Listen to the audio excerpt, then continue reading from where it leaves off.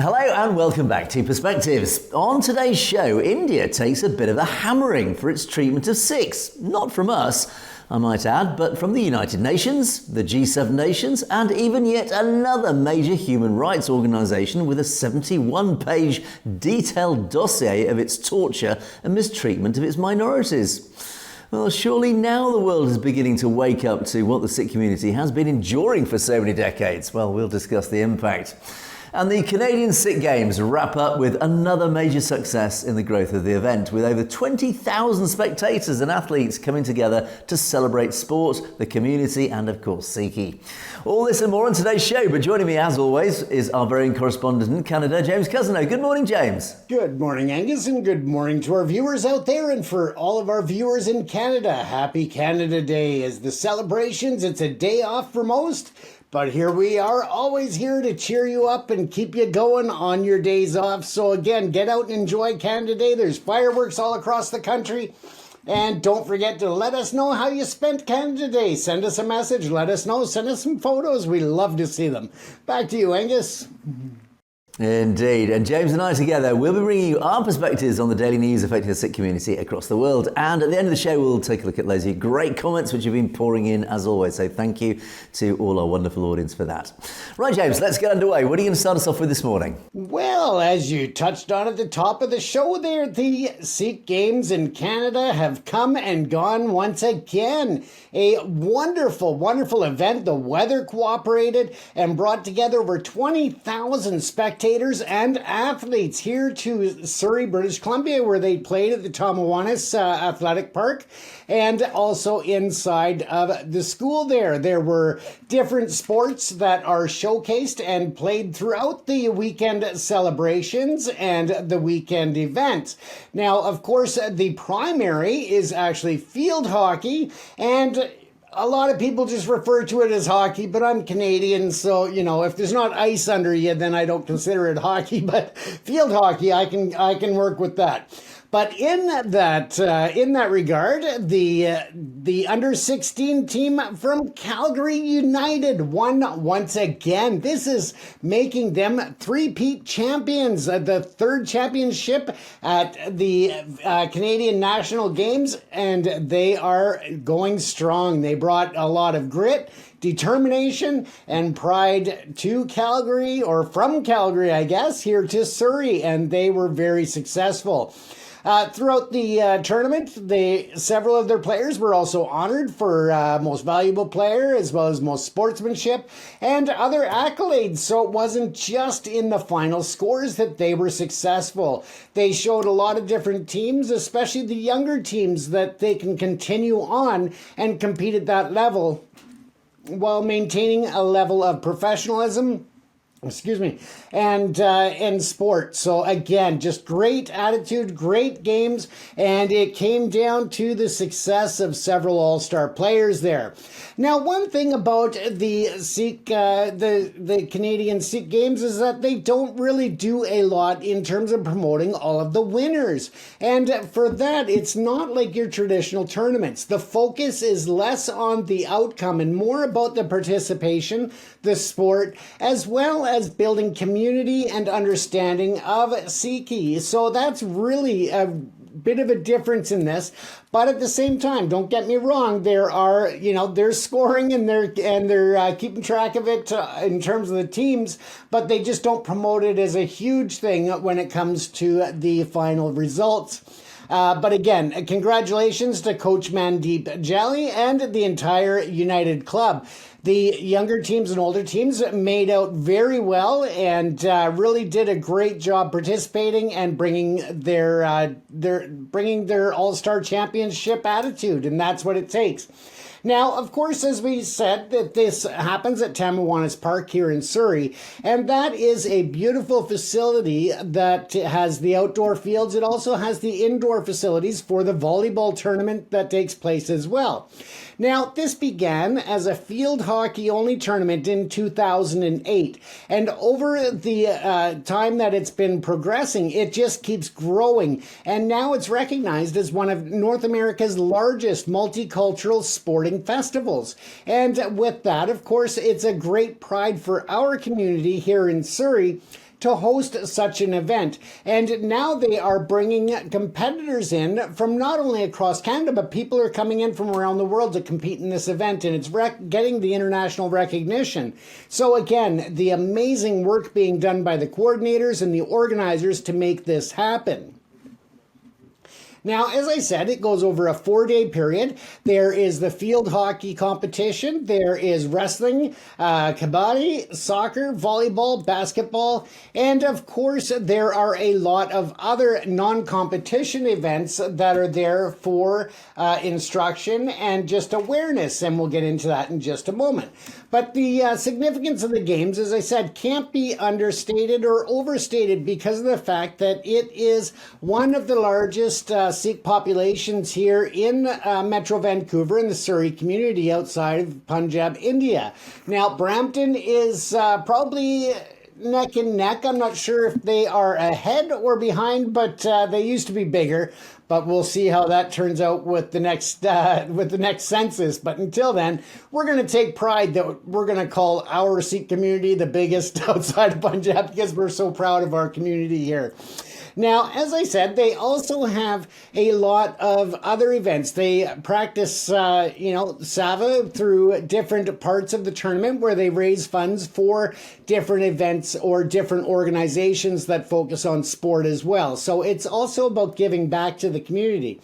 They continue on with also different cultural showcases so people can learn about Sikhi, learn about the principles, the foundations, and what it means to be Sikhi and to follow all of those tenets of the religion. And I would take it further. It's more a lifestyle as well. It's not just religion. It's a lifestyle in that regard. Now, there were different people that we spoke to, and one of them explained it this way or described it that there are no gates, no barriers, just open hearts and open fields. And that's the ethos of the accessibility and inclusion when it comes to bringing everyone together. And that's central to that event.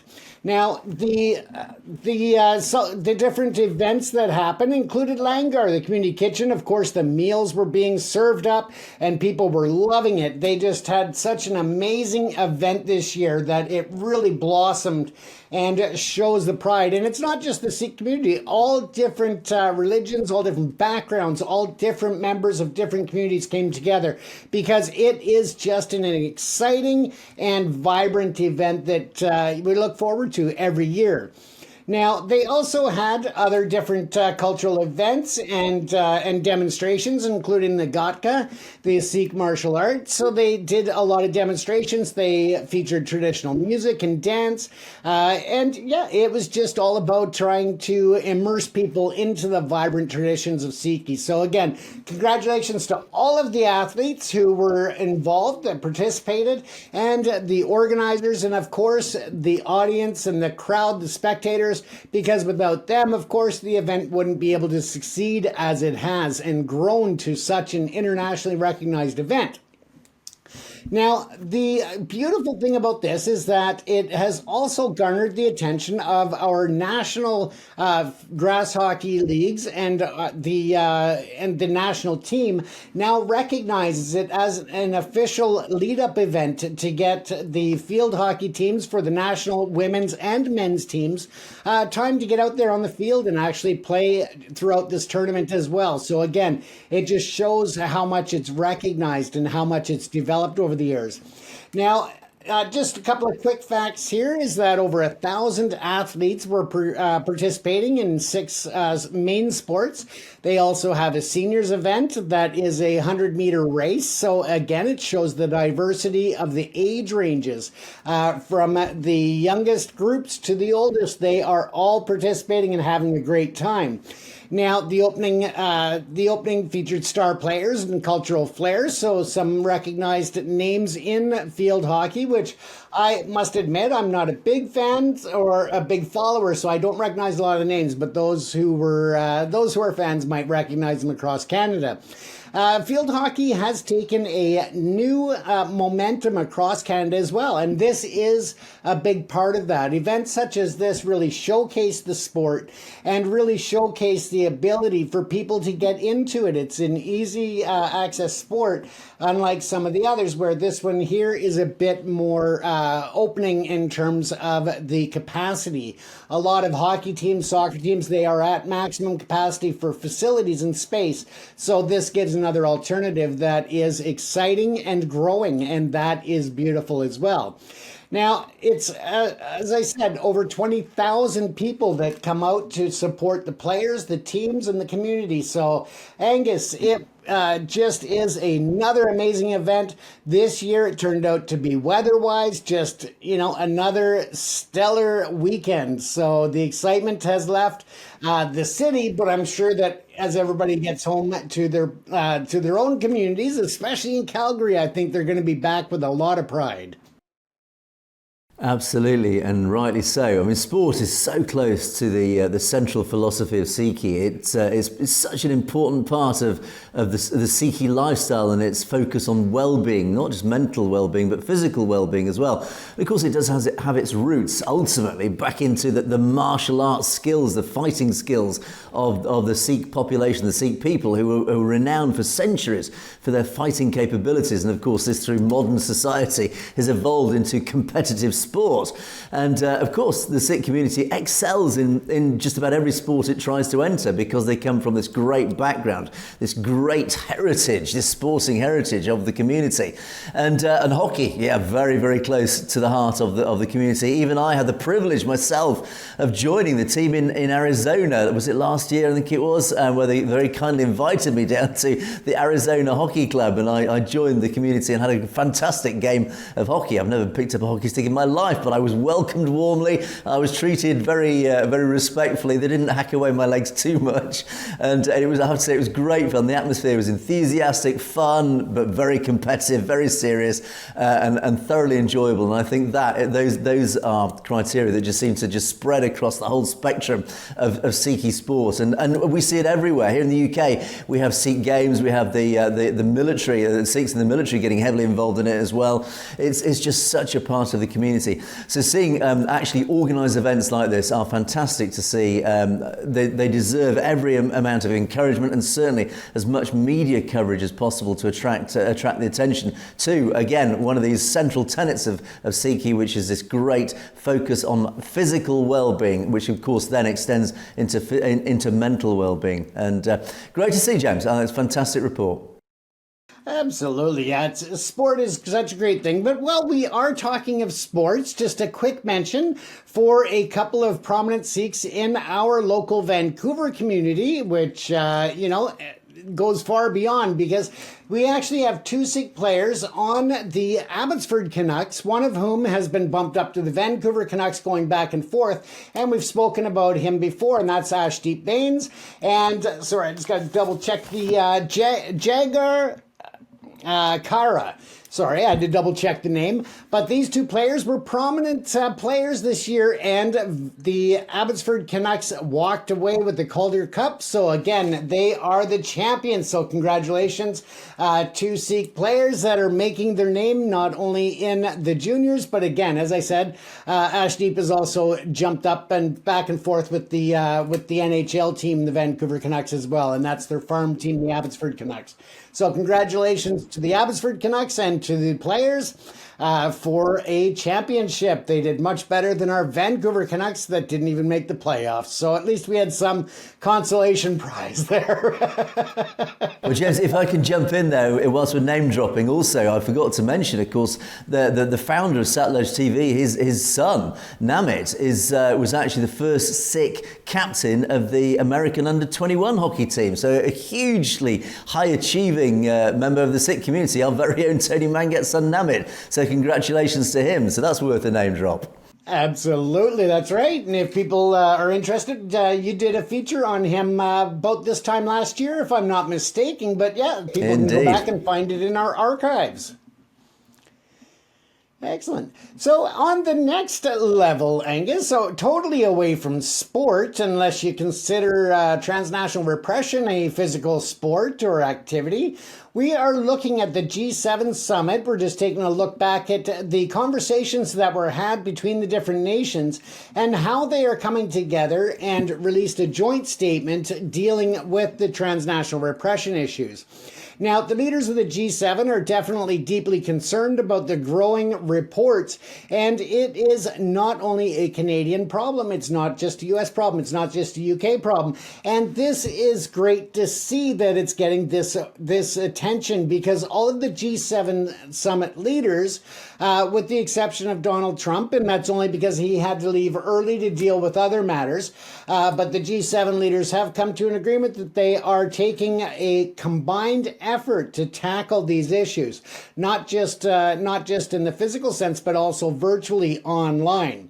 Now, of course, we know that that we've talked a lot about transnational repression. It's something that we give a lot of attention to because of the fact that it is impacting the Sikh community so disproportionately when you look at other communities and other diasporas. Of course, we know that there are some within the Chinese diaspora, some within the Iranian groups that see transnational repression. But I would think that it is safe to say here in Canada especially, that it seems to be the Sikh and South Asian community that's mostly targeted by this problem. Now, of course, we know that the different acts of transnational repression can include, the acts of violence or threats of violence, such as harassment, assault, abduction, and assassinations. Let's not forget also that they have expanded into arson and other areas of violence as well. The misuse of cooperation with other foreign states, so international bodies and intergovernmental organizations in order to detain, forcibly return, or repress targets, such as leveraging extraterritorial law application and counterterrorism and investigative tools. Now, why that I wanted to bring up is because it's very popular for India to make these claims against members of our Sikh community in Canada that they are terrorists for speaking out against the government, that they are terrorists because they are being involved in the Khalistan referendum movement, that they are terrorists because they want to balkanize India in different regions. And again, this is something that is being recognized at the G7, and with Modi there, I know that he was put on notice by Mr. Carney as well as some other world leaders. So it didn't go under the table or get swept away. They confronted it very, very publicly by having these statements. Now, they also are looking at digital transnational repression, such as doxing, which we've seen even a Canadian Border Services guard and agent was targeted where they released his home address, where his family lives, and different information about him last year. So again, that's what doxing is for anybody unfamiliar with the term. And smear campaigns. They also do sexualized smear campaigns against females, where they may take a naked image of someone and superimpose the face of that other individual, or somehow get naked pictures of individuals and then threaten to release them to family, to friends, to colleagues. And even though they may be fake images, because they are good at Photoshop and other programs, they can make it look pretty real and create those deep fakes to cause that humiliation and embarrassment of those individuals. Again, using that to put pressure on them to act in certain ways or to get information on others who they may be targeting. They're also looking at spyware and cyber tools, of course, that are being used to surveil different people all across Canada, across Europe, across the US, in the UK. And that is a big problem that they're looking at. And they're trying to do that, or they are doing that, to find out locations, to track people, to find out where their potential targets could be, any patterns that they have for travel, hours of work locations, home locations, all of that. So again, it becomes a real security threat to not only the individuals, but of course their families, their children, their parents, whoever's in that household, in that family unit.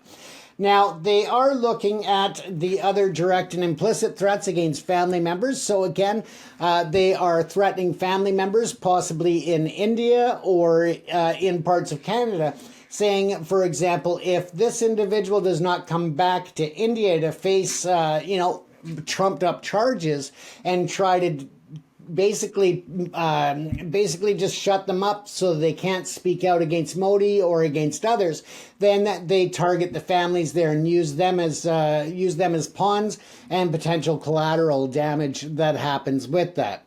Now, as I said, they are building on this international cooperation, and they are not only looking at the trading of the information, they're looking to build a digital TNR detection academy, which would be an educational resource for all of the nations involved to educate law enforcement, community members, community leaders, politicians, and so forth, and build that collective capacity to be able to detect the transnational repression online, as well as tracking it in real time in the real world. So again, it really is a big step forward to really target it and try to break down a lot of that TNR that's going on. And I know that that's got to be worrying Modi, because, again, a lot of information has come out through the different inquiries and different investigations that more and more point to India as being a major player in transnational repression and foreign interference. And there are some questions now about leadership within the RAW agency and switch of leadership, whether or not certain names of higher-ups in that agency in India are actually coming out in these investigations. And in further to that, Canada and the UK also agreed and signed off on the Common Good Cyber Fund, which will help nonprofit and other NGOs to actually be able to educate and catch a lot more of the transnational repression, the targeting, the cyber attacks, all of that, because they've recognized, governments have recognized that these agencies and these organizations, the nonprofits, are very, very underfunded and don't have the resources to keep up with the demand for investigatory processes, for upgrades to systems, for keeping as far advanced in the technology stages as certain governments and different organizations acting on behalf of and creating the world or the environment of transnational repression. So again, big steps forward. I think that we need to keep an eye on this to make sure that it actually translates to more than a memo and a joint statement. A lot of times at events like this, we hear of certain programs, certain announcements, and then a few years later, we're scratching our head wondering exactly what happened with those announcements because we've never heard from these programs again. So it's going to be really important for us to stay on top of it, for other media to stay on top of it, but also for the viewers and those being impacted to stay on top of this, because it's such an essential, important issue that needs to be tackled worldwide, Angus. It does, and this does matter because it's the G7. These are the top 7 nations in terms of GDP on the planet, apart from obviously excluding China in that. But why it matters so much is these are the nations that effectively are dictating global policy, much to the displeasure of the likes of China and Russia and what have you. But ultimately, it is the G7 that is setting the agenda, and it is the G7 that India aspires to. It aspires to joining that group, maybe to become the G8. Who knows? But India is a nation that has hosted the G20. It is part of the G20, but it's looking to get promoted one day to the Premier League of the G7 because that is what it aspires to. It is the most populous nation on earth. It has the biggest potential commercial market on earth, and it wants to throw its weight around, and it wants its voice heard amongst the top table. But it can only do that if it joins and aligns with the philosophies, the policies, the whole ethos, the way of living of society. In other words, democracy, the rule of law, etc., that is expressed and lived by those G7 nations. And at the moment, India falls short of that. And the G7, they do regularly come out with these statements, these press releases saying, right, we must do this, we must do that. And how effective are they? Well, that is debatable. But just the very fact that they've done it. Now, yes, a lot of this is aimed at countries like China, like Russia, like Iran, etc. But the very fact that India, again, who is aspiring to become part of the G7, is named amongst that group. It's not specifically named in this press release, but it is known. Obviously, it falls within this TNR bucket, let's call it. It's slightly embarrassing for India. Now, China and Russia probably don't give two hoots. They don't want to be part of the G7. They've got their own, they are big enough to throw their own weight around, and essentially they want to rival the G7, hence the BRICS economies, etc. But India really does deep down want to, it aspires to be part of the G7. It aspires to be part of Western democracy group of nations to help and have its voice adding to the global policy agenda.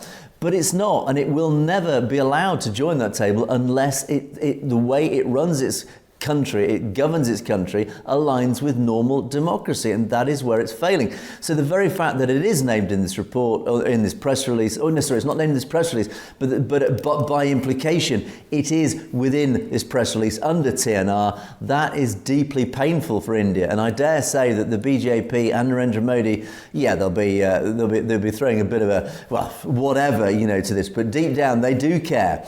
Because why else would Narendra Modi be visiting Donald Trump? Why would he be visiting all these European nations and shaking hands with the likes of Macron, Trump, and all these people? Because he wants to build bridges. He wants to be part of the Western nation group of clique, I think is the word I'm looking for. He wants to be part of this clique. But until he follows the rule of law, follows democratic norms, he ain't going to be part of that clique. He may argue, and some may argue, his defenders may argue, well, he wants to sit on both sides. He wants to sit with Russia and China, but also sit with the G7. Well, sorry, Narendra, but you can't do that. There will come a time when you have to pick sides. We've seen that over and over again. Again, India is taking a complete bashing globally, and the G7 statement is part of this global bashing of India, saying, look, you've got to make up your mind. Are you an authoritarian stroke communist regime like Russia, like China? Is that really what you want to be? Or do you want to be a genuinely democratic nation like the West? Because you can't be both. You can't follow both principles. Yes, you can play each other off, but ultimately, in most cases, you have to make that choice. Are you democratic or are you authoritarian? Because if you're authoritarian, the West will not welcome you, we will not build those bridges, and you will lose the support. And particularly things like military support, etc. We won't sell you weapons and technology, etc. We won't invest in your country, etc. There is a huge price to pay if you don't align with Western nations. But that is your choice, Narendra Modi. That is India's choice. And at the moment, it's still trying to play both sides, James. Absolutely. And I mean, the G7 does take that to heart in terms of the seriousness of, whether it's human rights violations or others. Let's remember that it was at one time the G8, that Russia was a member of the G8 until he decided to annex Crimea in 2014. And at that point, they took steps to eject him from the G7. Whether that was right or wrong, I think it was the right move for the G7 to do. But at the same time, there are some that argue that point. And, they can argue it till the cows come home. My opinion's not changing, but I also respect theirs. But as just a sample or just an example, though, that, there is flexibility to bring new members in or to eject old members. And that is what Modi sees as his opportunity to get in there. But again, he's got a lot of work to do before I think he'll be accepted. He has been invited as a guest member, and I think was really important for them to be able to make this announcement and have Modi there in person to make it very clear to him that they are going after this transnational repression, Angus. Yeah, and it's an open goal for India. The West, the G7, want India to be a friend. They want India to be a part of the group of Western democratic nations, so that the welcome mat is there. All India has to do is just start behaving like a Western democratic nation and follow the rule of law. And this press releases like this, although individually they're relatively meaningless, they are what they are. They are simple warning shots across India's bow, saying, look, you're not going to be able to join us at this top table until you address issues like this. And we will keep firing these warning shots and keep warning you until you start aligning with the West. And once you do, India will be welcomed alongside the G7. But James, let me move on then to my first story. And again, this is following the same theme. And India, again, I said in the intro, has taken a bit of a bashing. Well, it has. The G7 has just sent its warning shot across India's bow, whilst at the same time shaking Narendra Modi's hands. But behind the scenes, they have sent this warning shot. Well, another organisation, the United Nations, has likewise sent yet another warning shot across India's bows. And the United Nations actually has, to be fair to the UN, has done this on a fairly regular basis. We've reported on several. Well, only a few days ago, another special report was produced, another press release was released by the United Nations. And one has to question the effectiveness of the UN, but at least one thing the UN does do, whether it gets results or not, one thing it does do is it does investigate issues. It does produce reports that then form the basis and the evidential basis for other bodies to then potentially take action, or pressure, or nations to pressurize other nations to take action to rectify their misbehavior. And one such press release, which was released on the 23rd, just a few days ago, was this one titled, "India must halt arbitrary demolitions targeting minorities and marginalised communities." And again, this is where special reporters, investigators, let's call them, of the United Nations have gone into India, and they have investigated this terrible situation of where the Indian state has been demolishing homes by the thousands, in fact tens of thousands, especially against its minorities. And it's become a bit of a weapon. As this report says, India, and again, a bit of a warning shot to India, India must immediately put an end to this practice of what it calls arbitrary and punitive demolitions. That's a key word there, punitive demolitions. In other words, they are being used as punishments, affecting low-income households, its minorities, migrants. Independent human rights experts have warned in the report. And they say that arbitrary demolitions carried out for purportedly punitive reasons are obviously an aggravated form of human rights violations, and they are very egregious when they're used against minorities. And they, of course, lead to homelessness and displacement.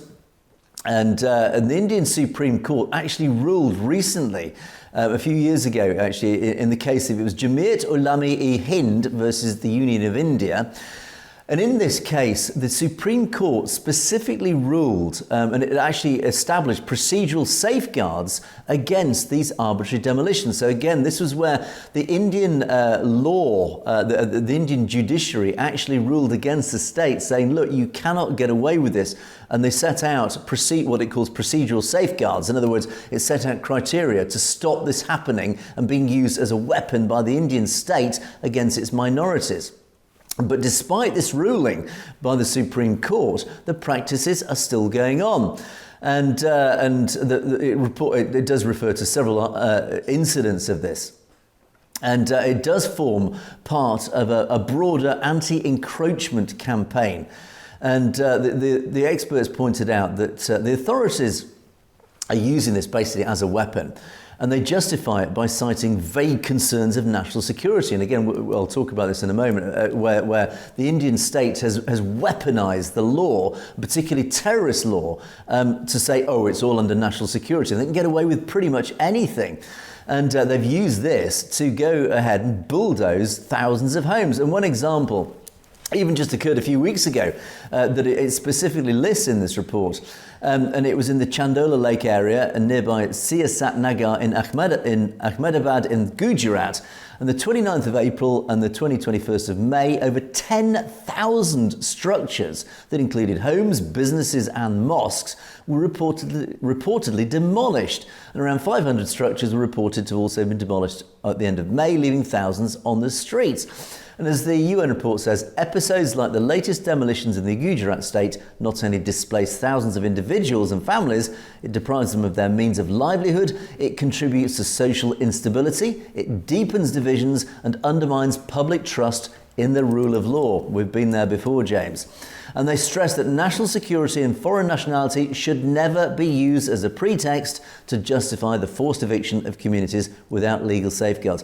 This is a report that doesn't hold back, James. This report makes it very, very clear on behalf of the United Nations, saying, India, you are deliberately weaponising the law. You are demolishing the homes of people that you don't agree with. That the Indian state, and by that read obviously the Hindutva and the BJP, is if you become a political opponent of the BJP, they will not just come into your home and kill you, in the words of Narendra Modi, but they will also demolish your homes by the thousands, and they will put you out on the streets. That's the sort of India that we're dealing with, James. When we talk about them wanting to join the top table, like the G7, this is what is going on in India. It's pretty shameful.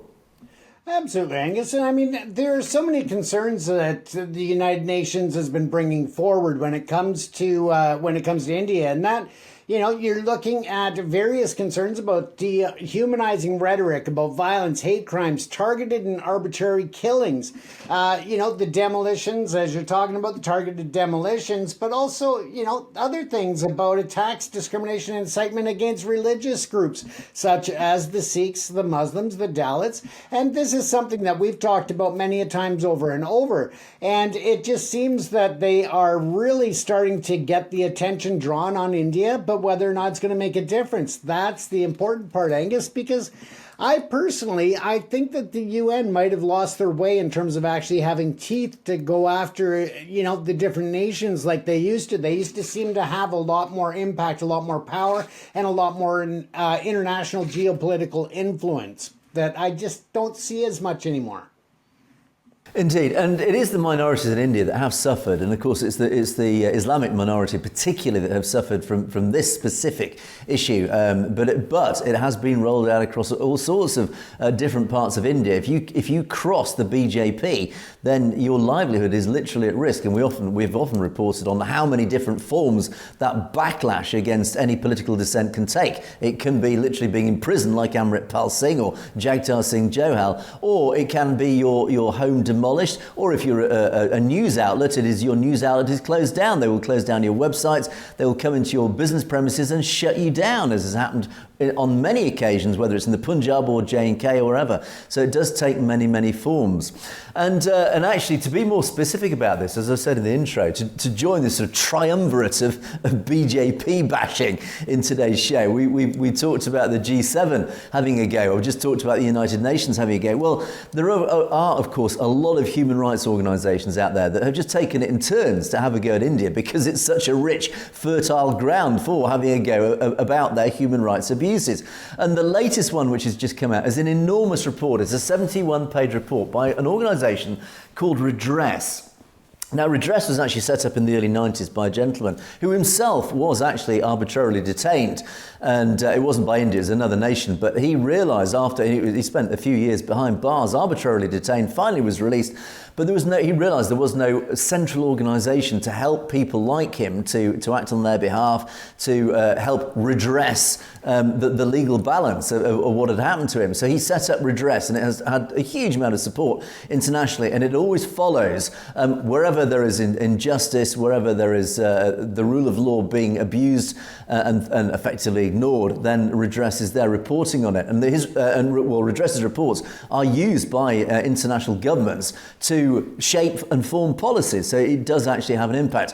This report, it's a 71-page report, it's huge, and it is very, very detailed. It actually sets out on a simple evidential basis what India has been up to. Loads of case studies. I will report, unless something changes in the meantime, I plan next week to do a few special reports, actually look to picking apart this long report, and I will take each section in turn, and I'll just summarise it in separate videos, so do keep an eye out for those. Just exactly what India is accused of, and it makes terrible reading. I mean, again, this isn't propaganda, this is fact. The whole report is filled with fact after fact after fact, case studies dies by the 100. I mean, again, this isn't just some manufactured anti-India propaganda. This is literally an organisation with no stake in the game, no skin in the game, as we say in English. It is completely objective, but it has looked at the evidence that exists and it has drawn its own conclusions. And its conclusion is actually in the title of the report: torture normalised, state violence in India. It's a very, very provocative title. And in today's video, I just want to quickly just go through I want to summarise the summary again, because there's so much detail there. But what it does say in the report, as part of its executive summary, it says torture and ill treatment in India are not isolated occurrence. They are systemic, and that's really important. It is ingrained, as it says, it's deeply entrenched and frequently carried out by state authorities with impunity. In other words, they're getting away with it.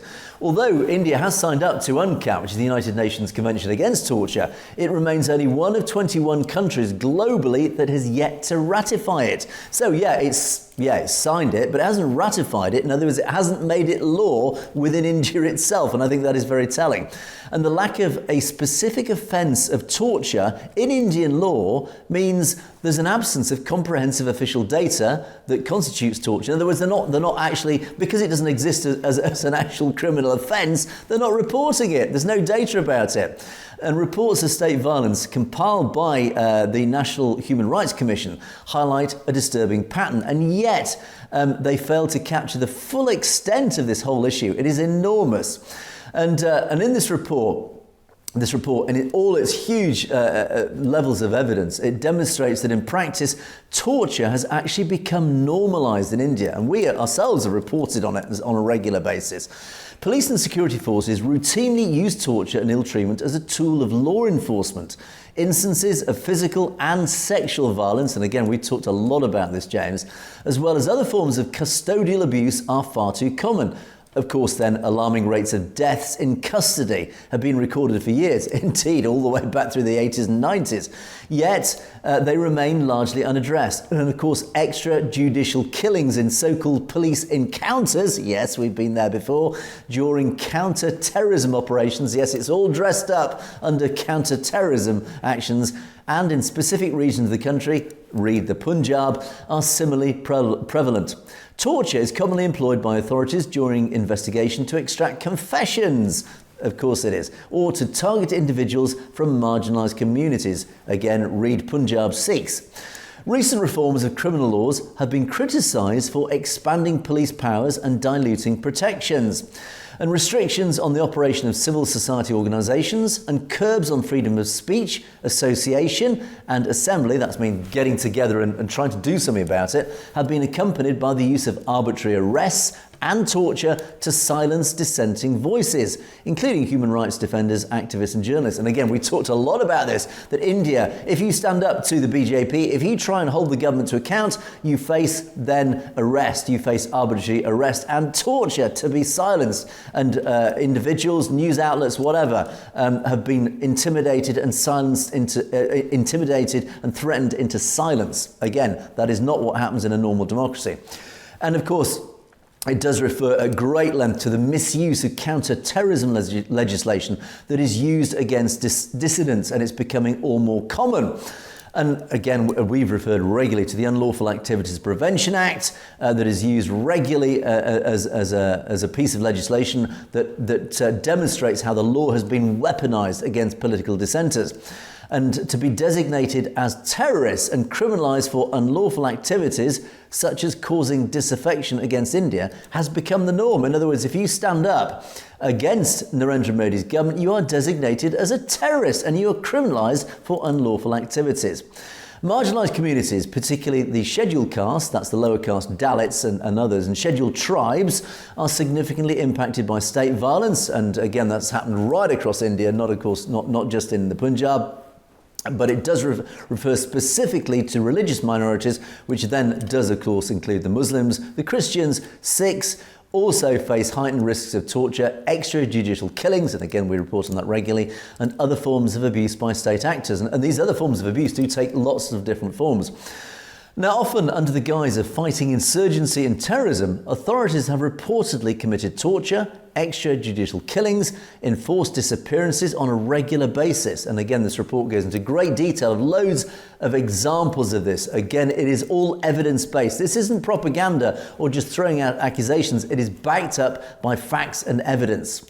It also says Indian authorities routinely justify these violations by relying on the Armed Forces Special Powers Act and the UAPA. So, of course, it's not just the Unlawful Activities Prevention Act. They've actually armed, if you excuse the pun, they've armed the armed forces with special legal powers, which allows the armed forces just to wade in and essentially go around facilitating widespread killing, as this report says, and acts of torture by the armed forces, and that means they can get away with this with impunity. It means they are not held to account because essentially this AFSPA, the Armed Forces Special Powers Act, gives them the legal power to go out there and kill people with impunity under some sort of nefarious definition of, oh, well, they're all terrorists, and it's all about national security. And under the Bharatiya Nagarik Suraksha Sanhita, the BNSS, which replaced the Indian Code of Criminal Procedure, this is a recent change in the law, proceedings cannot be commenced against public servants, including police officers, without permission from the state or central government. Now this, again, is another use or misuse of the rule of law, where in the Indian state have brought in this BNSS, this piece of, this rewriting the code of Indian law, which means procedural law, which means that you can only bring proceedings, you can only take the state you can only take the state to court if it's been acted against you with the state's permission. You see, you can see that circular problem there, that legal problem, that you can only sue the government for misuse of the law with the government's permission. So, of course, the report says this is a major obstacle to accountability. And I'm laughing because it's like a banana republic. These are how all these steps that have been pointed in this report are exactly how banana republics operate. You know, you'd expect this from some third world nation in Africa, with all due respect to African third world nations. But this is how they operate. This is how authoritarian regimes operate and get away with it. Yet we are seeing this in so-called the largest democracy on earth, in Narendra Modi's words. And it continues, the context of normalisation of torture and impunity for perpetrators in India has drawn growing concern from UN treaty bodies and experts alike. However, the international community's response has been limited. So there you go, James. I think this report really doesn't hold back. As I said, it is evidence-based. This is nothing to do with propaganda. It's nothing to do with us spouting propaganda. We are merely the messengers of the truth. The truth is backed up by evidence. Evidence is case studies listed in over 71 pages, which I will aim to report on next week in more detail. Do keep an eye out for that. But there you go, James. It is absolutely in black and white. India is a state sponsor of torture and abuse. It's pretty shameful again, once again. Absolutely. And I mean, this, again, it's over and over and over, Angus, and yet the world population is moving forward with trade deals in terms of the political population. They're moving forward with trade deals with trying to boost economies, and yet they are so far overlooking the human rights of the people of India, and they are not using this as an opportunity to put pressure on Modi or the BJP government. The fact that Modi needs to create 25 million jobs a year in order to keep his population in employment and to a level that's supporting government, a lot of that employment is going to come with overseas foreign work and bringing money back into the Indian economy. So again, you've got this leverage, and I think that it is such an oversight or a failure to not use that leverage to force Modi into a place where he gives more respect to the human rights of his own citizens. And this is another example, clearly, that it is a very urgent need for them to take notice and to put him on notice. Absolutely. And again, as we've often stated, and indeed many podcast guests that I've interviewed over the last couple of years or so, who are Punjabi and from the Punjab, say that every police station has a torture cell, a torture chamber. I mean, again, the fact that we even have to say that is absolutely, it is shameful. And as this report says, torture has been normalised. It is a normal part of Indian law enforcement. Torture, again, which belongs in the third world. And Narendra Modi has the barefaced brass tacks, as we say, to say, oh, I operate a democracy. No, you don't, Mr. Modi. You operate a state where torture is normalised as part of your law enforcement. Again, I use this word shameful. It is. It's absolutely shameful for a so-called democratic nation. But anyway, on that note, James, let's move on to our comments columns. And let's talk about extremists. And Sam Singh, who starts us off today, says this is a very simple, very important point, a very revealing point that says the truth. Extremists have no religion; they are consumed by ideology. And this is so right. Is that we talk daily about Hindutva extremists, but of course extremists exist in every human society, in every religion. Every religion essentially has its extremists. We've talked about Christian extremists, and that in fact is who Amritpal Singh, for example, was criticised by some people for attacking Christians. He wasn't. He was attacking Christian extremists. Yes, even Christians have extremists. We do know, of course, Islam has its extremists. That usually takes the form of these lunatics setting off bombs around the world. So even Islam has its extremists. Christians have it. I'm trying to think. Sikhs, obviously, certainly in the past, the community has had its extremists. I have no doubt that there will be some extremists somewhere around the world because, again, we're only human. But what matters is that every religion, every group, every social group, if it has its extremists as part of that group, must take action to limit the actions and the operations and the damage of that group's extremists. And the Christians do a good job of this. Certainly the Sikhs do a very good job of this. Hindus, well, one has to only look at India because the extremists seem to be in charge of the largest nation on earth. So James, I think I think this point is very right, is extremists don't have a religion. They are as this comment says, they're consumed by ideology. They are the lunatics. They are the fringe lunatics of our society. Absolutely, and I think we could even go as far as saying that in many cases they hide behind religion. They don't have religion, but they hide behind it. And I mean, you can go right back to the beginning of the Bible if you believe in the Bible. I mean, it sure wasn't anybody with common sense and compassion that nailed Jesus to a cross. That would have been extremists right there. So it goes back so far that, it just almost becomes a second nature that those who are trying to perpetrate, violence or ideology or different things against another is based on something outside of religion, but they hide behind the religion as their scapegoat. Yes, they do. And I think they don't just hide behind it. I think they use religion as a tool to recruit people into their extremist views. And that's clearly what we've seen across so many different religions. And I think that's a very valid point. So thank you, Sam Singh, for that one. Jagtar Sidhu, pretty damning about India. In India, from top to bottom, politicians and brutal police force officers are in this game. They are indeed, as we just talked about, James, the state is involved in this game, as you call it, Jagtar. The state is involved in this state corruption. Corruption, not just financial corruption, but the corruption of the rule of law. Absolutely. How many times have we heard about some police departments where women will go in to make assault complaints that can be very serious, but because the individual who is being accused has ties with that police force, and the women end up being victimized and brutalized all over again in the police station? Yeah, indeed. We had that report. We reported that the daughter of an army officer who was actually sexually assaulted by the police when she went to report another sexual assault. I mean, again, it's just I'm shaking my head and laughing in disbelief once again. Avtar Dhillon, and this is a good point. Talking about farmers, how tough is it being a farmer in India? It's tough being a farmer in the UK. I know that because we see it regularly on television. It's really tough in the West being a farmer. Well, they think it's tough. You try being a farmer in the Punjab, as you rightly say, blistering heat. You do feel sorry for them. I feel sorry for them. How hard is it being a farmer in the Punjab, trying to make a living in that blistering heat, James?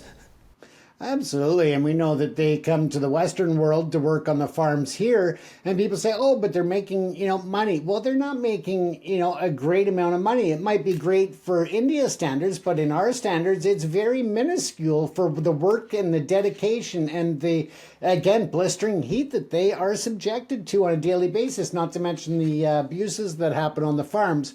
And we'll be talking about that tomorrow night. We'll talk about foreign workers, but that's another story. Yeah, and Western farmers moan about all sorts of things, but at least they don't have to deal with, firstly, rivers that give you cancer to irrigate their crops like you have in the Punjab, and they're not up against a government that hates them, that is doing their very best to drive them out of business, or at least force them out of business and sell up to big corporate farms that happen to be friends of the government, etc., etc. So, well, actually, I have to say some of that does actually reflect the West, but that's another story. Anyway, let's move on. Thank you for that comment. Now, Punjab 65, this is a long comment. I'll just quickly summarise what the comment was about. Basically, the Canadian media has deliberately concealed the truth about the Kanishka bombing. And why is it doing it? Why is Canada doing this? And likewise, you say, well, why on earth was the British government under Margaret Thatcher helping the Indian Army attack the Darbar Sahib? In other words, it's all about the complicit actions of governments of the West with the Indian government. Why on earth are they doing this? And as you say, for over 40 years, so you said, we the Sikhs are so gullible, we trust anybody who shows us any kindness. And I think this is a true accusation. This is a sad, tragic accusation about Sikhs, is that Sikhs are taken advantage of by so many people because they express kindness. And that is seen almost as a weakness under human law. It's weird, isn't it? And for over 40 years, even further back, the British, the Canadians, the Indian governments have been laughing at the Sikh stupidity. The Hindu government, of course, has labelled you terrorists. The British government know full well that not a single Sikh has ever committed an act of terrorism on British soil, and yet they've turned on our community here in the UK. Absolutely. Look at the case of Jaggi Johal. What has Surrender Starmer done after getting into power? Absolutely nothing. So I think just to summarise and wrap up this comment, James, why on earth, when we all know exactly what has been going on in India, we know full well how beneficial the Sikh community is to modern society, to civilised society, and the contribution it makes. So why on earth are the governments in the West not doing more, firstly, to protect the Sikh community, but secondly, to attack India about it? And why are so many communities, other communities and state actors taking advantage of Sikh kindness? And that's what they say, Angus, only the, nice guys finish last, right? And, it's a strength and a weakness. And unfortunately, people tend to hit that Achilles heel when they find that what they perceive as a weakness. And again, I think that at some point, and even in history, people have learned that you can only kick the Achilles heel of the Sikh community before they start kicking back. Yeah, and I think, as I've learned, I think the default position of your average Sikh, if there's such a thing, is to trust somebody. Is by default, they will trust somebody unless they are proved otherwise. In other words, it's almost innocent till proven guilty principle. But that is the nature of Sikh, is that I will trust my fellow human being. I will treat them as an equal. But if they betray that trust, then as one of our commenters, in fact, several of our commenters have said, Sikhs never forget. And I think that is exactly, in fact, that really summarises the history of India in a nutshell, James. I believe so, yes. A lot of comments about Lawrence Bishnoi, unsurprisingly, after your review of Bishnoi's gang, James. And Kuljit said Lawrence Bishnoi is a part of the Indian government. He does basically, his gang does the dirty work of the Indian government. Absolutely, they are the proxy tool of the Indian government. Peace Lovers follows that with, interestingly, I didn't know this, Bishnoi was a pro-Bindranvali fan at one stage, but then turned to become a state actor of the BJP and the RSS. And then Bruce Ram wraps it up with Bishnoi is locked up in jail, and of course the Indian government are using his name as a cover for gang operations. Absolutely. So I think our audience are pretty aligned in their belief of what is going on. But Bruce Ram wraps up with an interesting, this is an interesting contribution. and I didn't know this, thank you for this, college student associations are run by Indian political parties. So clearly the Indian political parties are getting involved with the youth at the universities and students. They're recruiting them into their political parties. But all students, upcoming gangsters, are recruited by these political parties straight away. Police ignore the crimes because they're backed by political parties. A lot of the gangsters work under the police by giving them the share of crime profits. So what this comment states is that the criminal gangs in India are essentially embedded with the police. They've got the police on their payroll, that's why they can get away with it, and they do their recruiting actually at the universities and colleges. They get the students when they're young and they're influenceable, if that's a word, and they recruit them when they're teenagers and in their early 20s when they're students. And of course, they then recruit them up into the crime gangs. They obviously cherry pick the best for the crime gangs. And of course, it's all linked into the political parties as well. So again, it's this state embedded corruption between the political parties, crime gangs and law enforcement, James.